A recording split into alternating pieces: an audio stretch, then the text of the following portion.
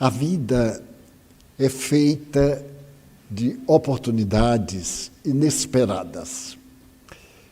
No ano de 2020,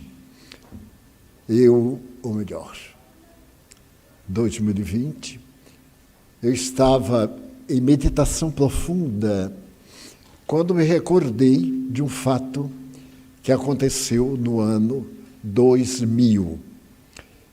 Nesse ano, a ONU, a Life e a Time organizaram em Nova York um summit, um encontro a respeito das religiões no mundo. Esse encontro tinha como sede a própria ONU e como área de estudos um dos maiores e melhores hotéis do mundo, no coração de Nova York. Eu havia recebido o convite para participar do summit, que apresentava 3 bases para a felicidade da criatura humana. E estiveram presentes 176 religiões diferentes, através dos seus patriarcas, excelências, gurus, médiuns, santidades da Índia e representante do Papa, representante pessoal. Também estavam presentes representantes das religiões dos Alpes e da Cordilheira dos Andes, muitas representações indígenas mostrando a sua visão religiosa. E foi muito interessante porque observamos que, afinal, todos falávamos o mesmo idioma. A única diferença era de acento. Era como o brasileiro de Porto Alegre, o brasileiro de Recife, o brasileiro de Manaus e, sobretudo, o brasileiro da Bahia, que se destaca, não sei porquê. Havia, então, ligeiras diferenças pontuais, mas que não afetavam a base: Deus, imortalidade da alma, justiça divina, solidariedade humana. O mais eram caminhos, mas todos eles desaguavam nessas bases essenciais. O efeito foi muito grande, porque se falou em 6 idiomas, com tradutores simultâneos da própria ONU, que são os melhores do mundo, e se marcou para 2020 um outro summit. Porém, infelizmente, houve o grande problema de 11 de setembro, todos nos lembramos, as Torres Gêmeas, a tragédia do Pentágono e o período mais terrível da cultura humana, esse período dos indivíduos que se levantam formando grupos de destruição, ou aqueles chamados lobos solitários, que saíram pelo mundo matando, o período do terror. Passado esse largo período, em 2020, eu estava pensando na possibilidade de ocorrer aquele novo summit, mas os organizadores, haviam alguns desencarnados, outros mudaram de ideia, porque constataram, lamentavelmente, que a humanidade sempre esteve em guerras. E o maior número de guerras era de religiões. Por incrível e paradoxal que pareça, os que pregam fraternidade e paz somos os hipócritas. Porque pregamos a palavra e odiamos-nos fraternalmente. Falamos sobre Deus e na rua matamos-nos pelo egoísmo, pelas nossas falsas convicções. Então desistiram. Estavam presentes, inclusive o representante do Dalai Lama, que não esteve presente pessoalmente, porque a China se opôs, dizendo que ele não era representante do budismo, ele era um político.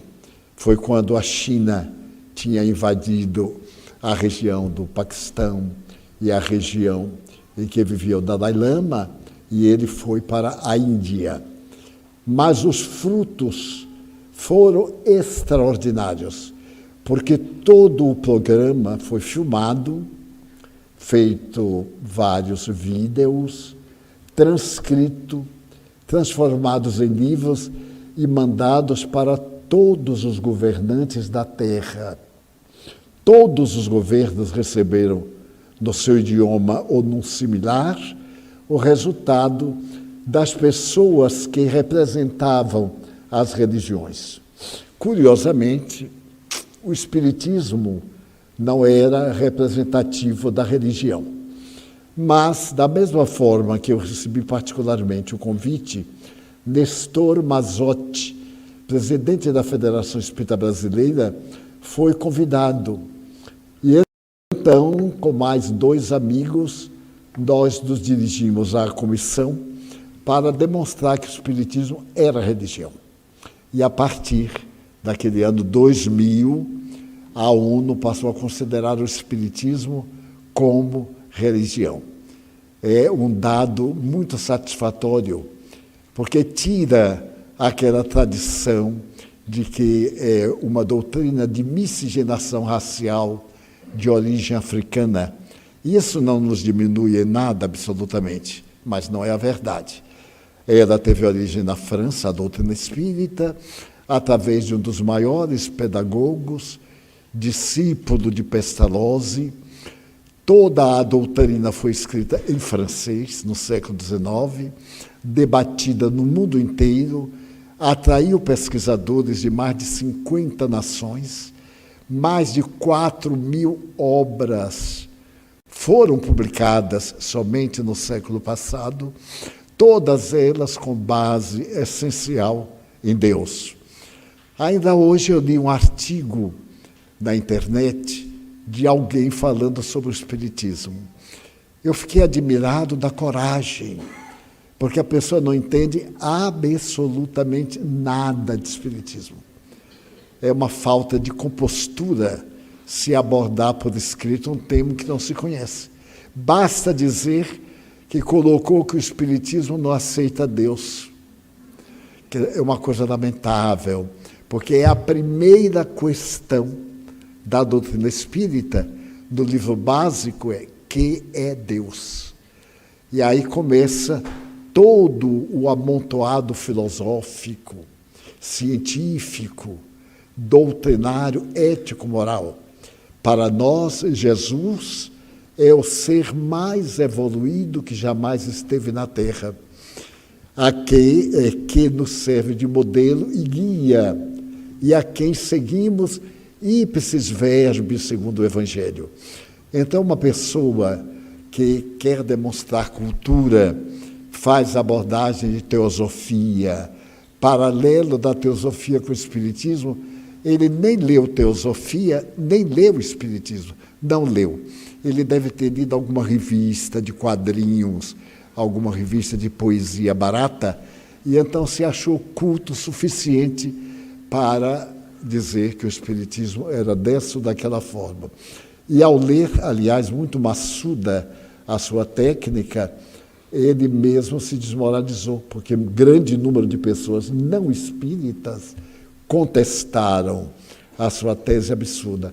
Mas para ver o atavismo que muita gente ainda tem. Ainda eu sou pegado de surpresa quando um repórter de uma televisão ou de uma cadeia de jornais me pergunta assim: Edivaldo, o senhor é espírita? Eu digo assim, de mesa branca? Eu digo que eu nunca soube que o espírito tinha mesa. A mesa é para a gente poder descansar os braços. Pode ser branca, preta, roxa, vermelha, ao agrado do dono da mesa. Ah, é porque eu frequento o autoespiritismo. Eu digo, mas não tem nem alto nem baixo. O senhor é do espiritismo dos negros? Eu digo, também não existe. Só existe um, criado por Allan Kardec. Ele diz ipsis verbis, surgiram a palavra espiritismo, que não havia, que é uma ciência que trata da origem, do destino e da vida espiritual. Então, ele apresenta pela primeira vez no mundo a palavra que não existia. Então, vêm os nossos irmãos protestantes. A Bíblia condena o espiritismo. Eu sorrio e digo, que milagre, é o maior milagre. Porque o tempo da Bíblia não tinha, e já era condenado uma coisa que ia nascer 4.000 anos depois. Que coisa fantástica. Mas o curioso é que as mentiras são muito mais acessíveis e aceitas. E a pessoa fica achando, e me diz assim, aqueles negócios que vocês fazem. Eu digo, olha, são negócios que dão prejuízo, porque a gente não cobra nada. Se o centro espírita cobrar, seja o que for, já não é espiritismo. Porque a essência do espiritismo é a gratuidade. Dá de graça o que de graça se recebe. Palavras de Jesus. E se é na mediunidade, e a pessoa não, como disse um grande médium inglês, Daniel Douglas Hume, ele diz assim, não, eu não cobro nada, só aceito viagens, casacos de peles, joias, isto eu aceito, agora dinheiro de forma nenhuma. Era bem inglês, imagina, naquele tempo a Inglaterra fazia muito frio, a vida toda movimentada a carvão, então o fog, etc. Era um horror viver em Londres. Ele não aceitava absolutamente nada, só casaco de peles. Então, desconfie, porque quem paga quer resultado. E como os espíritos não ganham nada, não vêm. Então, o médium mente. Não são espíritos. Quando a gente paga, quer ouvir. E se o médium, o pseudo-médium, não recebe, ele cria, porque ele foi pago para dizer coisas agradáveis. Então, eu me lembro que minha irmã morreu solteira, mas quando ela completou 29 anos, a última irmã, nós éramos 13, eu já era espírita, mas minha irmã era mais ou menos o que Deus quisesse, dependia muito. E então um dia ela me disse assim, Di, eu vou completar 30 anos. E naquele tempo, 30 anos era balzaquiana, uma expressão da literatura francesa, de Honoré de Balzac. A mulher de 30 anos era velha, imagina, antigamente. E então havia outra expressão, ela está entrando no barricão. Era uma barrica de bacalhau, então a jovenzinha de 30 anos podia despedir-se da terra. E minha irmã estava naquele claro escuro, vai, não vai. E ela sabia que o espiritismo nada tem a ver com isso. Então ela me disse o seguinte, você conhece algum espírita que se eu pagar, ele pode falar do meu futuro? Eu digo, olha, eu conheço um grátis. Se você quiser, você pergunta. Ela disse, quem é? Eu digo, eu sou espírita, grátis. Ah, você não presta, porque você é grátis, porque grátis não presta. Minha irmã. Eu digo, mas vamos lá, eu cobro, você me paga um café, um bacalhau assado, porque naquele tempo bacalhau era coisa de pobre.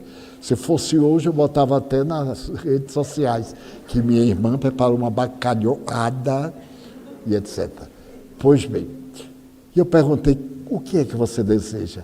É assim, os espíritos darem um jeito para eu me casar daqui até novembro. Eu disse, até quando? Novembro. Eu disse, meu Deus, é para o mês. É o último lance da minha vida. Nem os espíritos disseram nada, nem ela casou. Casou com Jesus. Desencarnou com 80 anos. E nós rimos muito, porque depois ela se tornou espírita. Sabe que o contágio do bem é impressionante. Ninguém foge ao amor. O amor vai à frente. E quando a gente descobre, está amando. Eram conceitos. Dessa forma, este summit chegou a uma conclusão chocante. Como é que nós, religiosos, podemos pregar o amor com ódio? determinados evangélicos, amigos pessoais meus, dizem assim, Divaldo, você tem um defeito imperdoável. Eu pergunto, qual é? É espírita. Eu digo que vocês me acham um bom cidadão? Achamos. Acham uma pessoa equilibrada? Achamos. Então, eu sou assim porque sou espírita. Se eu não fosse espírita, eu estava na batucada, nos dias de sábado, do paredão, aqui o pau da lima, que não falta. É paredão. A gente vira um paredão. A polícia vem, fecha o paredão, abre outro, fecha. É um fecha e abre. E aqui nós estamos no centro dos paredões. E às vezes até o seu Pai Nosso, que está no céu, e o paredão está no ritmo tão bom que eu vou, Pai Nosso, que está no céu, assim. No ritmo do paredão. Porque é incrível, como é que pode orar com um tambor? E aqui bem pertinho tem uma igreja, ele bota os alto-falantes para cá, para nos converter. Então, antes que a nova administração criasse o nosso cenáculo em termos modernos, eu fui lá, assim, fraternalmente, eu digo, olha, o dinheiro que vocês pagam ao governo, nós também pagamos. A área que vocês ocupam é 100 vezes menor do que a que nós ocupamos. Então, nós pagamos mais impostos do que vocês. Vocês botam o seu alto-falante com defeito, fanhoso, para nos perturbar. Eu vim avisar que eu vou colocar um daqueles que, no tempo do passado, foram os primeiros dos carros de som, que quando ele bater assim, destelha a casa. Então, vamos fazer um contrato. Vocês não põem o seu alto-falante para cá, nem pomos o nosso. Agora, se vocês puserem, vocês vão ver uma coisa. Eu vou mandar botar 3 assim, linha reta, e bota um alto-falante em cima do muro, bem de frente. Ele vai entrar no perispírito de vocês. E aí vamos ver o que vai dar. Felizmente o pastor era inteligente. Às vezes até acontece que é. E diz, mas irmão Divaldo, a gente perturba. Eu digo, não perturba absolutamente nada, atrapalha. Porque vocês ficam falando uma coisa e eu outra. Aí eu me vejo obrigado quando você diz que Deus castiga, que vai nos mandar para o inferno eternamente. Porque o indivíduo nasceu na mata, não foi batizado, não teve cultura, vai para o inferno. Mas que Deus estúpido é esse? Ele cria para o inferno e não dá chance. A criança nasce, não foi batizada, vai para uma região que nem é céu, nem é inferno. Fica ali naquele lugar, ouvindo música paraguaia, para lá e para cá. Então, são conceitos. O Summit resolveu, no ano 20, não ter o espetáculo das religiões, para poder tomarmos juízo. E quando nós falarmos em fraternidade, frater, irmão, amigo, não ser uma palavra, ser um ato. Fulano é religioso ou é ateu. Que bom. Eu sempre digo que prefiro uma pessoa ateia, honrada, cidadão, a um religioso hipócrita.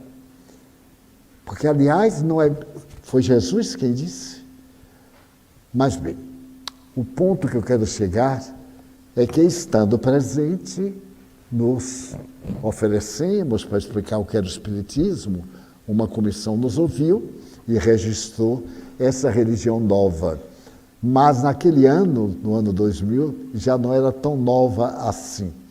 Tinha 140 e poucos anos.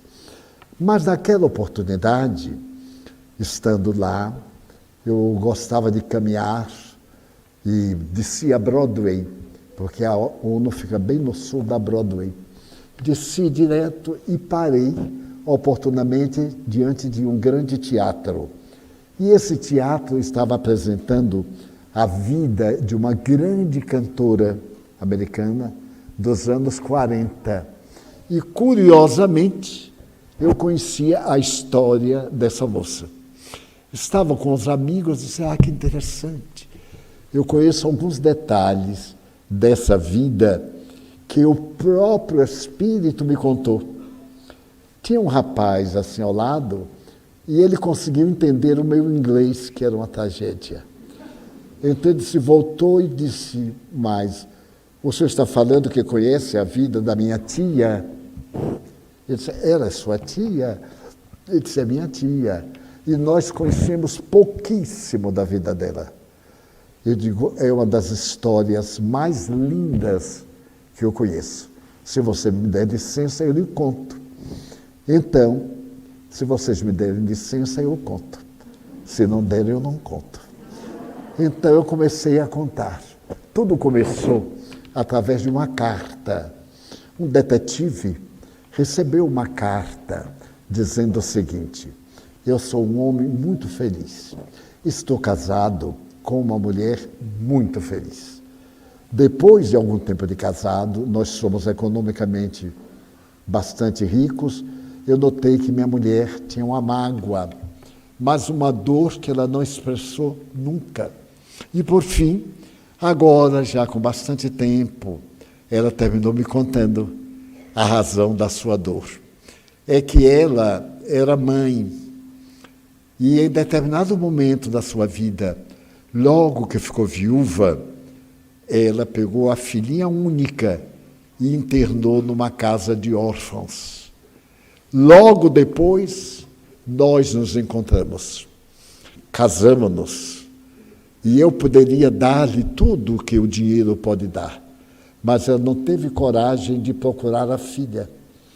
Ocultou e sofreu quase 20 anos a angústia de ter abandonado a filhinha. Então, eu estou mandando um cheque em branco, assinado, para você colocar a quantia que quiser como detetive. O que eu desejo de você é muito simples. Eu quero que você encontre Cláudia. Cláudia é o nome da minha filha espiritual. Para dizer à minha mulher uma coisa, ela tem um drama de consciência. Ela não sabe se Cláudia é feliz. Então, quando encontrarmos Cláudia, se ela for feliz, basta. Se ela não for feliz e o dinheiro puder dar felicidade, nós daremos o que seja necessário. Então o detetive pegou aquela carta e disse, esse cara deve ser um louco. Como é que nos Estados Unidos, naquela época eram 150 milhões, hoje são quase 300. Como é que eu vou achar uma Cláudia? Não tem sobrenome, só tem um detalhe. Ela gostava muito de cantar. Aos 4 anos de idade, ela foi levada a uma casa de órfãos e a mãe disse, fique, minha filha, porque eu vou para o hospital fazer uma operação e depois eu venho buscar você. E nunca mais foi. E então, nunca mais ela procurou saber. Mas isso atormenta e eu estou disposto a gastar o que for necessário, só para saber se ela fez bem ou se ela fez mal. Então o detetive deu a carta várias vezes e disse, como é que eu vou encontrar? Ele era muito procurado e ele resolveu deixar isso para um domingo. Estando em Nova York, ele reservou um domingo e começou a pensar, um cheque em branco, que ele poderia dizer qual era o preço da sua responsabilidade. Então ele teve uma ideia. Primeiro, eu vou saber do departamento de vivos quantas Cláudias nós temos em Nova York. Então, durante a semana, ele foi ao departamento próprio, estabeleceu contatos, fez um requerimento e recebeu depois a resposta. Naquele momento, tinha aproximadamente 120 mil Cláudias. Como é que ele poderia descobrir a Cláudia dele no meio de 120? Então ele achou que era impossível. Passou para uma segunda hipótese. Quantas casas de órfãos havia em Nova York 20 anos atrás? E através de um bom catálogo de estatística, ele conseguiu descobrir que havia muitas, algumas encerraram, outras, o objetivo, recebeu uma resposta muito dura. As leis não permitem darmos qualquer informação que leve à criança adotada, porque os pais adotivos não vão querer desmanchar isso através de uma reportagem. E ele ficou desnorteado. Mas disse, um dia, Cláudia, eu vou encontrar. E se apaixonou pela tese. Como é que ele ia encontrar essa Cláudia? Começou a atormentar-se, virou uma obsessão. 6 meses depois, voltando à tese de procurar Cláudia, ele teve uma ideia. A ideia era saber nas casas de órfãos se pelo menos ali houve alguma Cláudia. Apenas isto. E aí foi muito mais fácil, porque era só saber que houve. O resto ele ia encontrando o meio. E depois de visitar quase todas, ele descobriu que havia uma casa em Manhattan que ficava na parte sul. E no tempo anterior, aquela área era agrícola, ainda não era superpovoada. E essa casa ficava num recinto muito agradável no campo. Eu já li várias vezes as casas existentes e não havia identificado essa, então ele resolveu ir no domingo à tarde. Ele chegou à porta e tocou a campainha. Veio uma senhora enxugando as mãos no avental.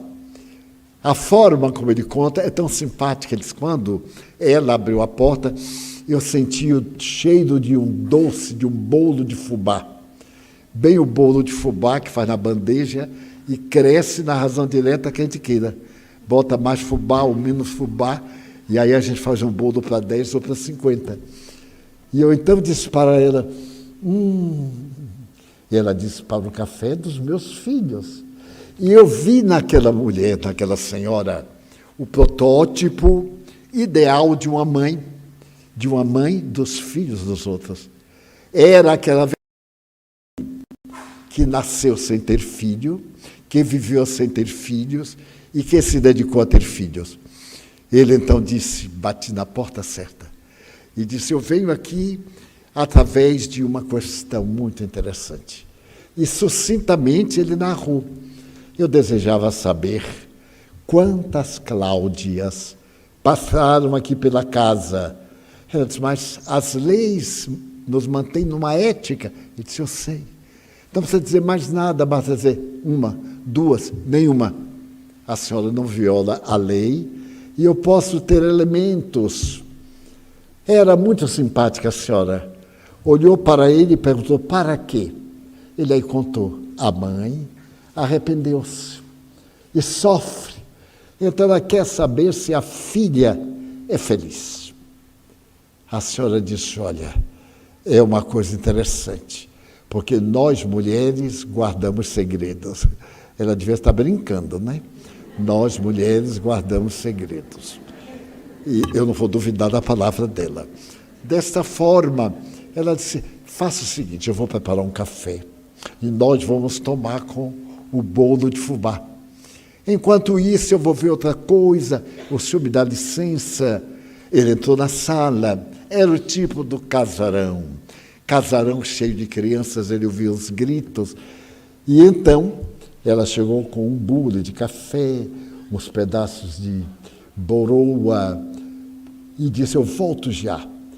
E como ele entende muito de mulher, ele disse, ela vai olhar os arquivos, porque a mulher nunca é direta. Se ela dissesse assim, olha, eu quero dar um salto na Lua. Não, não é na Lua, não, é em Marte. Agora, depois é que ela vai à Lua, porque é um ser especial que Deus colocou na Terra. O que seria da humanidade sem as mulheres? Todos nós ficaremos reduzidos ao casal primitivo. Muito bem. Então, ela demorou um pouco e quando voltou estava muito corada. ele percebeu que havia tido uma Cláudia. Ela falou sobre as suas crianças, sobre isso, sobre aquilo, falou sobre tudo.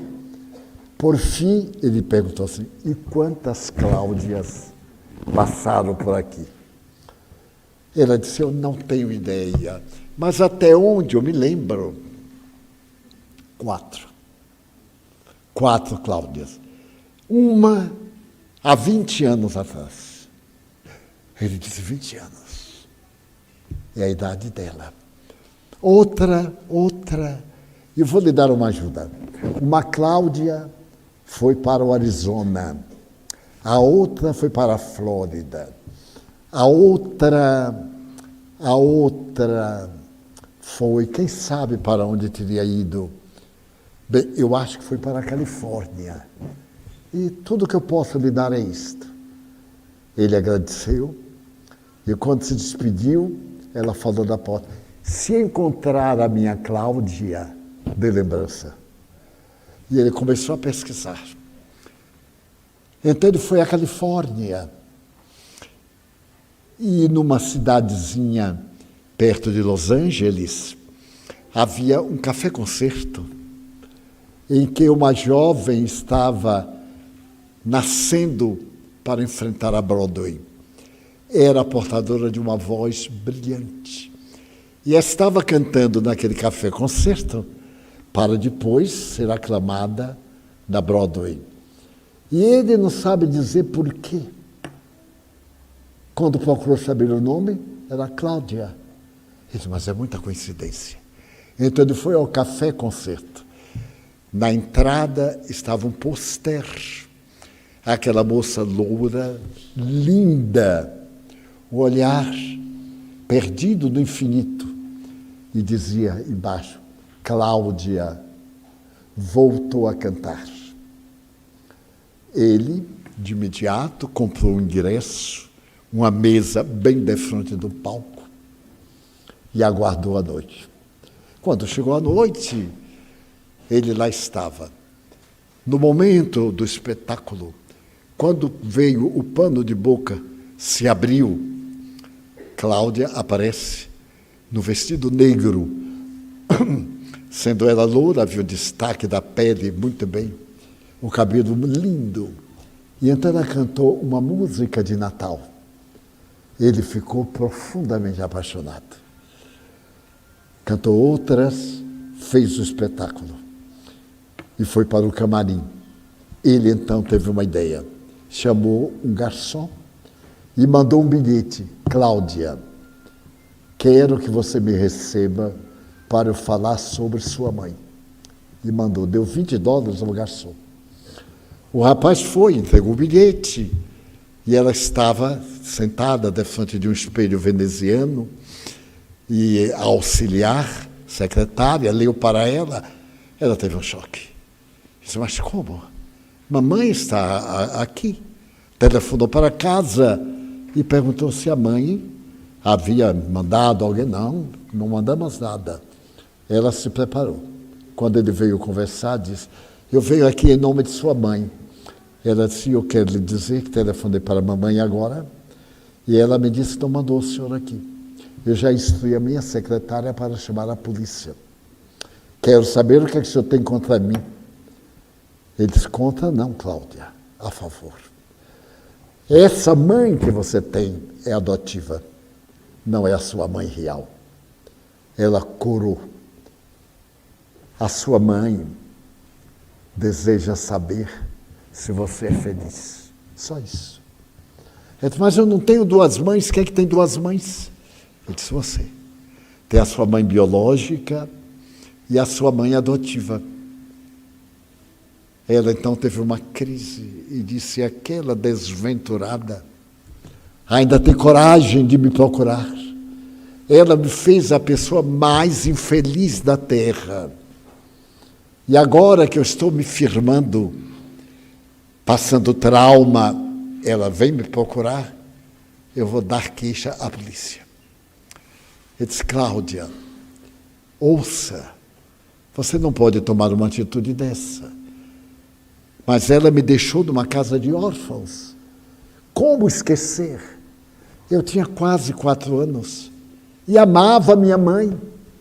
Ela então me levou à casa de órfão e me deixou lá dizendo, eu vou me operar e volto. Eu fiquei sentada. A senhora não me tirou do lugar esperando por ela, que não voltou nunca. Eu a odeio. Então ele compreendeu quanto era grave.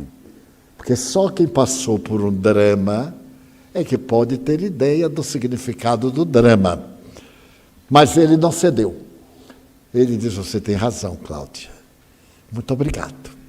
E então ele imaginou falar com os pais adotivos de Cláudia. No dia seguinte, na hora que ela tinha ido para o concerto, ele foi visitar a família. E quando chegou, foi recebido pela senhora, que era a mãe adotiva, e a senhora perguntou, o que o senhor deseja de nós? Ele disse, falar a respeito da mãe de Cláudia. Ela disse, mas está falando com ela? Não, a senhora é a mãe adotiva. Eu venho falar a respeito da mãe biológica. Aí a senhora perturbou-se, chamou o marido mandou entrar, e disse, pois não, estamos às ordens. Ele então narrou tudo. Eu sou detetive. A mãe de Cláudia, quando caiu em si, já tinha entregue a menina para ser adotada e casou com um homem riquíssimo. Ela levou a filha para o internamento porque estava na miséria, viúva, pobre, da infinita miséria. E agora ela tem condições de dar à filha tudo que pode fazer a felicidade. Então ela quer saber se Cláudia é feliz. A senhora diz, muito, ela é feliz. Não, senhora, ela não é feliz, porque ela odeia a mãe. E quem odeia, seja com ou sem razão, não é feliz. Então começou a conversar, disse, eu tenho uma proposta. Eu convidaria a mãe biológica de Cláudia a vir aqui à Califórnia para vê-la, para pedir perdão. Claro que não pode mais restituir, voltar a zero, porque toda a documentação, tudo está pronto há mais de 20 anos. Mas pelo menos essa senhora não enlouquece de dor. E a mãe adotiva diz, bom, desde que não perturbe minha filha, ela vai fazer um show de 31 de dezembro, num dos teatros de Nova York. É aquele teatro em que é famosíssimo no mundo inteiro, do dia 31 de dezembro. É tão famoso que as pessoas compram a entrada um ano antes, em que aparecem as garotas absolutamente iguais, apresentando fim de ano, novo ano. Muito bem.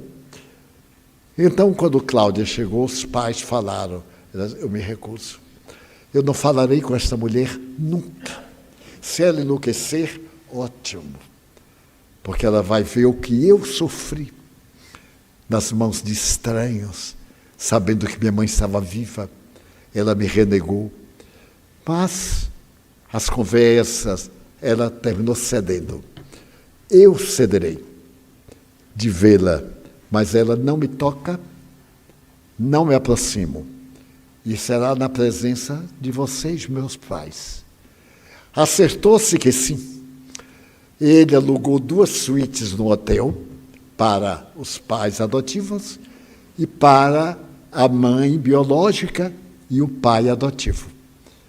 E então, chegou o dia, a Cláudia estava muito nervosa, e nesse dia de tanto nervosismo, ele veio também para o hotel. Recepcionou a mãe, o marido, e ficaram em apartamentos diferentes. E no apartamento dos pais de Cláudia, os adotivos, é que deveria haver um encontro. E Cláudia impôs condições. Eu saio e ela entra. Depois eu entro segurando o seu braço. Porque, sabe por que minha mãe me abandonou? Porque eu ia ficar cega. Eu sou cega. Ela me abandonou por isto. Então eu a odeio muito mais. Porque na hora que eu precisava de uma mãe, ela me abandonou. Eu olhei para aqueles olhos azuis. Não era possível. mas ela era portadora de uma doença incurável. E na infância, dentro de poucos meses, Cláudia ficou cega. E a mãe antes descartou-se.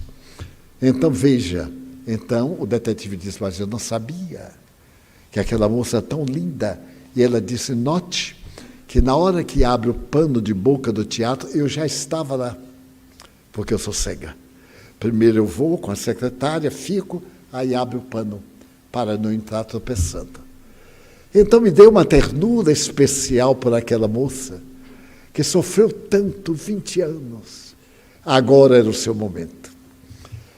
Na hora aprazada, ele veio com ela, abriu a porta, e lá no fundo estava uma senhora vestida de tule negra, com uma mantilha hispânica na cabeça e um pente sevilhano, mas uma senhora linda, um cavalheiro ao lado, e os pais adotivos também.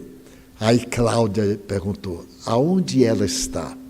Está em nossa frente. Nós vamos andando até 2 metros de distância, porque se me aproximar, eu esbofeteio-a. Eu faço um escândalo. Poupe-me de uma tragédia. E então ele foi levando, até que aproximou bastante. E a mãe de Cláudia estendeu os braços, agarrou-a, estreitou-a nos braços e disse, minha filha. E ela disse com rancor, não sou sua filha. Você é feliz, minha filha? Não. Por sua culpa. Você é uma desventurada e você me tornou uma desgraçada. Você me abandonou. Você sabia que eu ia ficar cega, não sabia? Aí a mãe dela manteve um silêncio demorado e respondeu, sabia. Então você me abandonou porque eu ia ficar cega? Foi por essa razão. Mas não foi exatamente por isso. Seu pai morreu. Ficamos na miséria total. Você, naquele dia, nós fomos ao oculista e ele me desenganou que em 1 mês você estaria totalmente cega. Minha filha, não sou sua filha, é. Biologicamente você saiu do meu ventre. Eu nem vou lhe pedir perdão. Então eu comecei a pensar, nós duas, pedindo esmola nos bulevares, nós duas, na infinita miséria, porque você é cega. Cláudia, eu também sou cega. A minha doença é hereditária. E fui eu que lhe transmiti a cegueira. Então, quando eu imaginei nós duas cegas, pedindo esmolas, e eu nos jogar numa casa pia. E eu lhe abandonei por amor, na expectativa de que alguém rico pudesse adotá-la para fazer uma cirurgia na Suíça, aonde estão testando. O meu desejo não era me libertar de você, era tentar salvá-la, mas eu não tinha dinheiro. Mas Deus faz coisas que a gente não entende. 15 dias depois, eu encontrei um homem que se apaixonou por mim, rico. Aqui está ele. Nós nos casamos. E eu não tive coragem de dizer a ele que eu lhe abandonei por amor, porque não queria que você sofresse. Nunca eu disse a ninguém do meu crime. Então eu espero. Deixe-me tocar o seu rosto. E então Cláudia começou a tremer, e ela tocou o rosto. Diz, como você é bonita. Aí Cláudia tocou o rosto da mãe e disse, mamãe, você sofreu muito, muito, minha filha. Calada, fingindo-se feliz. Nós temos tudo que o dinheiro compra. mas eu não tinha minha filha, por quem eu dei a minha vida. Eu sofri até hoje, minha filha. Hoje, eu irei embora. Eu sabia que você sofreu muito, mas eu queria ouvir a resposta da pergunta que eu lhe vou fazer. Agora que você sabe, você me perdoa? Não, mamãe, eu não perdoo. Porque para perdoar é necessário ter ódio. E eu não tenho ódio de você. Eu tenho a saudade, mamãe. É a saudade do seu colo, da sua voz cantando para eu dormir. É saudade, mamãe. Eu é que lhe peço que me perdoe. Então, o detetive perguntou, e agora? Que faremos? E Cláudia disse, cadê papai e mamãe? Os pais levantaram-se e ela disse, papai, conheça minha mãe. Mamãe, conheça minha mãe. E se abraçaram. E comoveram-se infinitamente. E Cláudia começou a cantar uma balada dedicada às mães. A sua voz de rouxinol repercutia naquele hall da sala imensa do hotel. E todos choravam, ele inclusive. Ela perguntou, mamãe, você é rica? Sou, minha filha. Então venha morar na Califórnia, porque meus pais também são muito ricos. Eles me levaram a todas as cidades imagináveis. Usaram de tudo, mas Deus me marcou com a cegueira. Aos 5 anos eu não via mais nada, só as lembranças de quando enxergava. Venha morar. Papai construirá um edifício e então eu passarei a semana com mamãe e papai e passarei o fim de semana com você, mamãe, e seu marido. E assim foi. Ele construiu na praia de Osmond, em Los Angeles, um apartamento muito elegante, em 2 pisos, e Cláudia morava com os pais adotivos. No fim de semana ela subia para morar com a sua mãe biológica. É o dia 31 de dezembro. Nova York é um esplendor. A Broadway está toda iluminada. Times Square, a praceta mais iluminada do mundo, está com calendário para dizer meia-noite. E no grande teatro da Broadway, as goretes, mais de 100 absolutamente iguais, estão terminando o número. E no momento em que elas vão terminando o número, as sirenes disparam. Ano novo. Apagam-se as luzes e se ouve uma voz que enche a sala imensa do Madison Square Garden, o mais elegante teatro de Nova York. É a voz de Cláudia. Ela está cantando uma música, Old Man River, a história do homem do rio. É uma canção do tempo da escravidão, cantada por Al Johnson, lançada por ele. E ela está maquiada de negro. Quando as luzes acendem e todo mundo olha, ela está vestida de escrava, cantando a música que apaixonou a América por longos anos. O auditório rompe em aplauso. Em uma das frisas estão a mãe de Cláudia e seu marido. Os pais de Cláudia, bem, e eu também. Cláudia canta.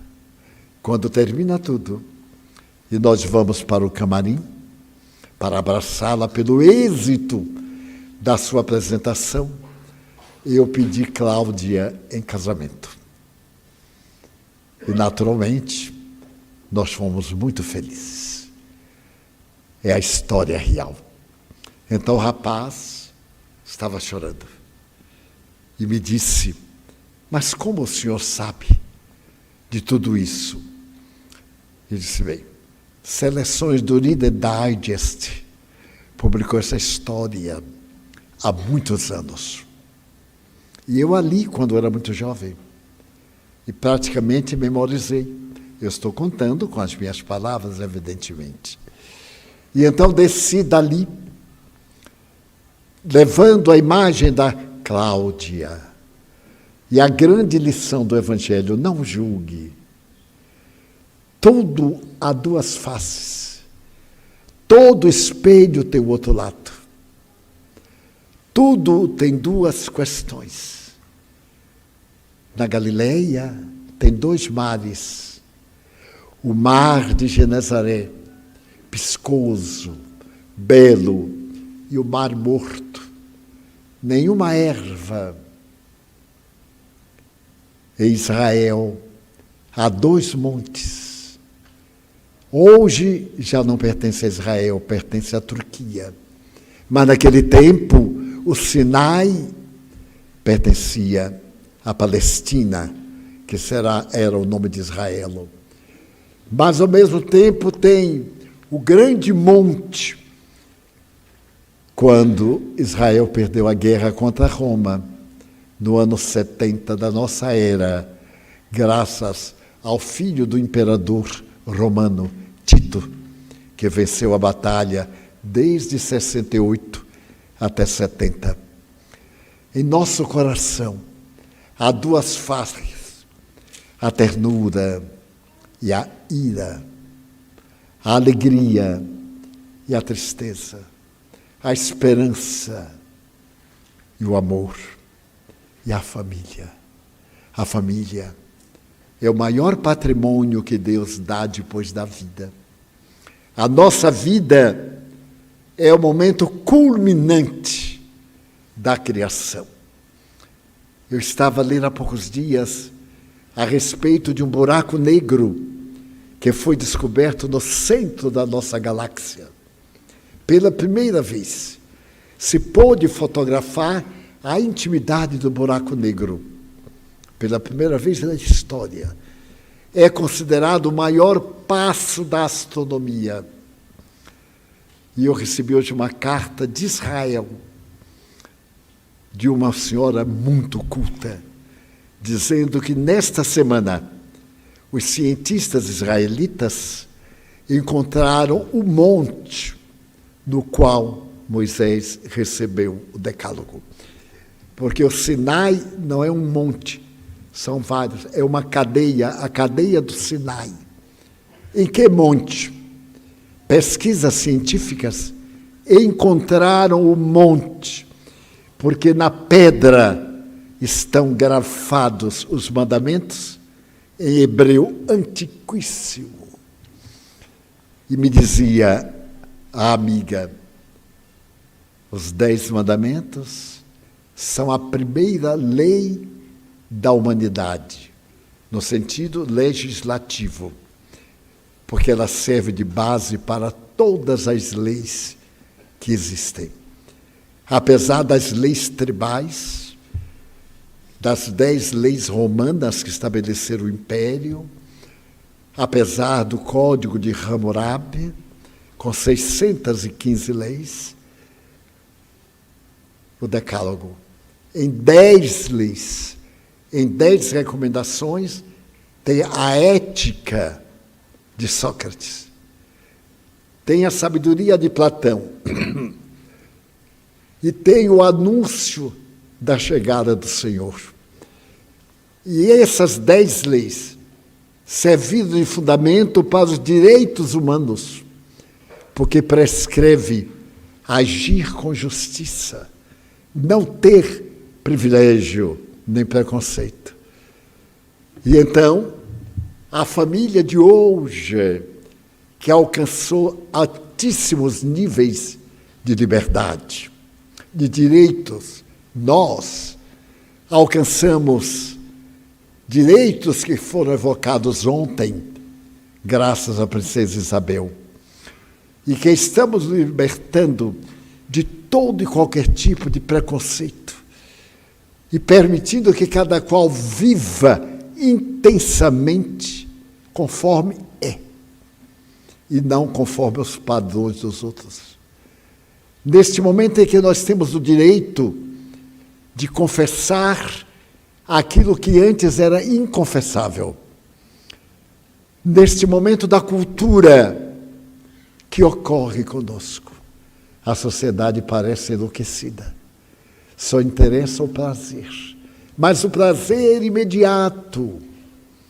E como o prazer imediato cansa, vira rotina, estamos utilizando de estimulantes químicos, drogas naturais e técnicas de prazer para o mundo da ilusão, quando nós temos, acima de tudo, o amor da família. Não temos o direito de magoar nossa família. Não temos o direito de sofrer ilusões, de fazer que a terra seja um piquenique.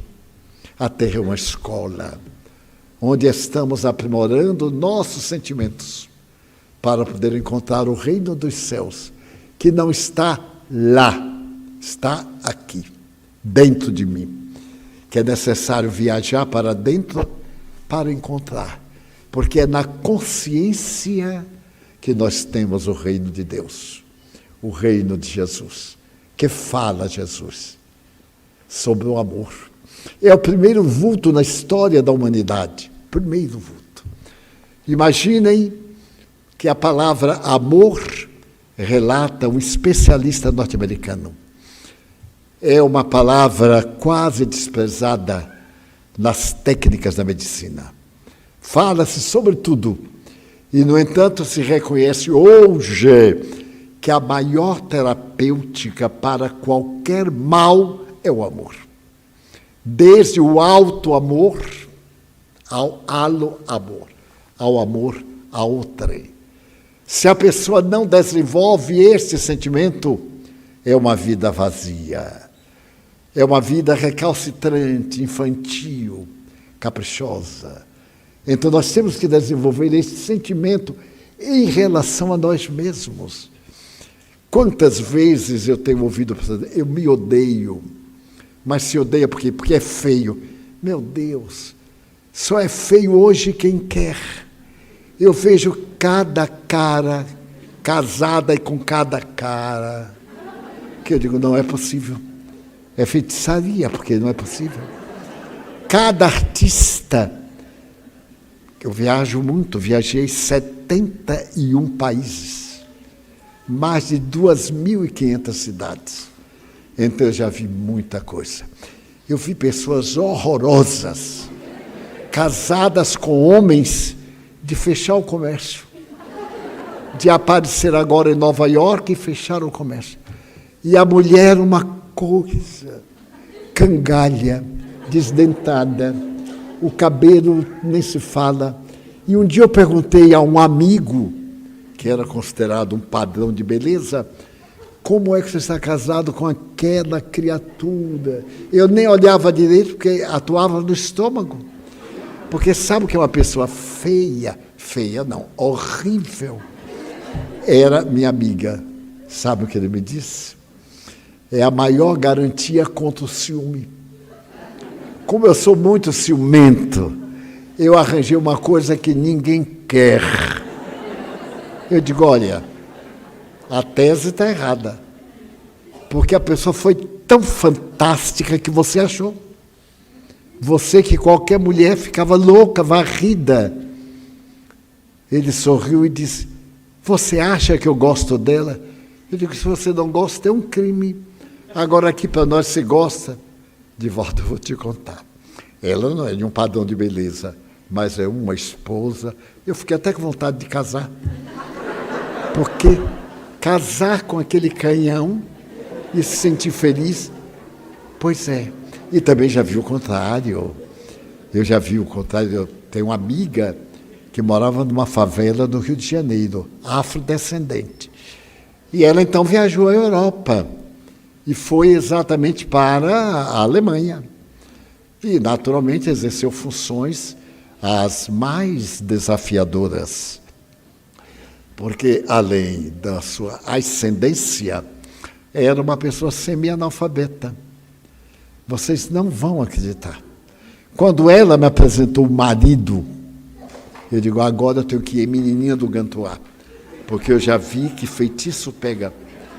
O homem é um médico famoso, cirurgião, fantástico. E eu perguntei assim, mas minha filha, você é casada em tinta e papel? Ela disse, sou Divaldo. Eu disse, o que é que você fez? Eu não disse que ela não era bonita.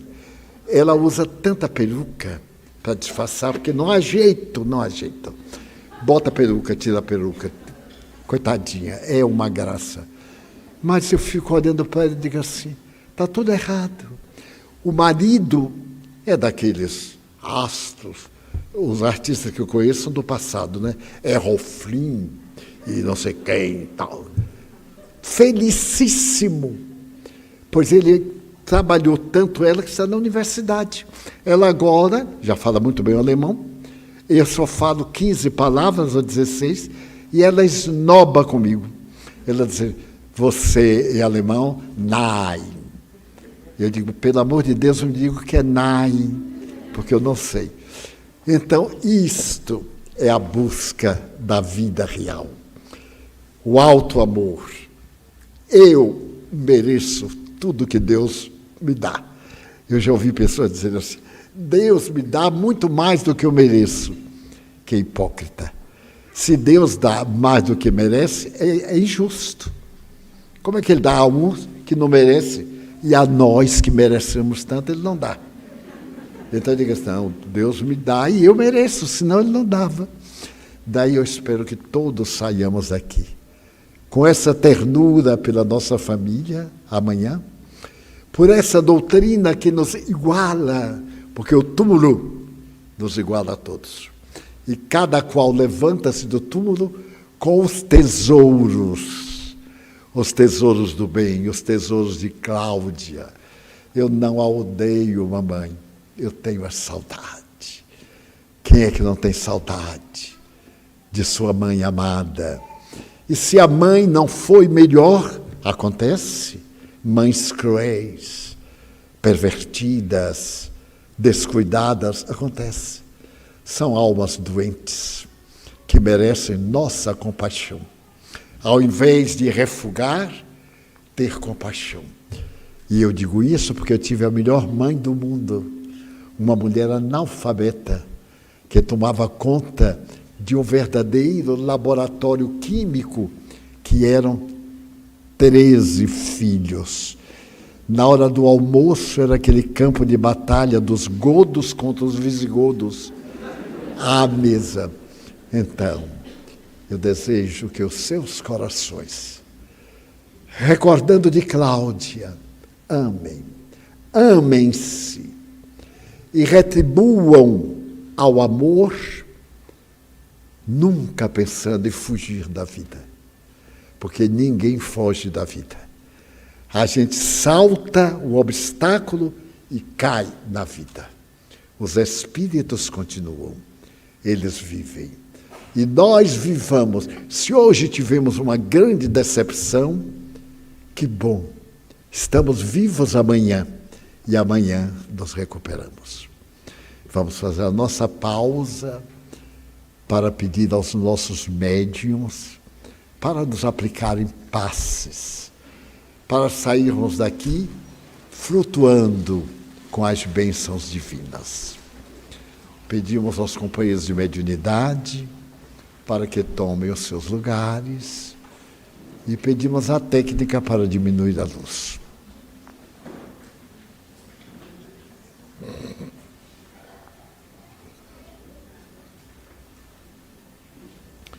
Aproveitemos este momento e pensemos em Jesus Cristo. Mas não pensemos em um Jesus sofredor, amargo, da cruz. Pensemos no Jesus das bem-aventuranças. Estais cansados? Eu vos aliviarei. E vamos pedir o auxílio divino em nosso benefício. Nós te pedimos, Jesus, que tenhas misericórdia de nós. Abençoa-nos. Abençoa nossa família. Aqueles que nos amam. Aqueles a quem nós amamos. Abençoa nossa casa, que nos confias para receber o teu rebanho. Tem piedade dos suicidas, que não se deram a oportunidade de viver. Também te pedimos que abençoes os enfermos, Maria da Conceição em particular, nossos familiares, que abençoes os nossos inimigos, para que eles encontrem o caminho da paz. Também te suplicamos em favor da paz na terra, a paz no lar, na família, na terra. E ainda te pedimos em favor da água que te apresentamos, para magnetizá-la e nos conduzir em doce tranquilidade à intimidade do nosso lar. Pai nosso, que estais nos céus,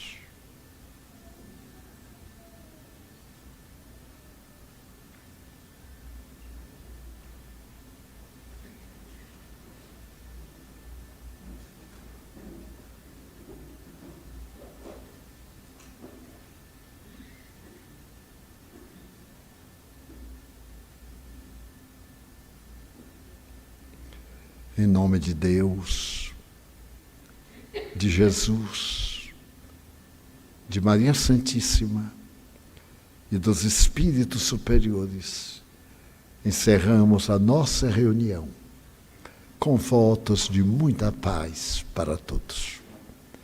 Está encerrada a nossa sessão.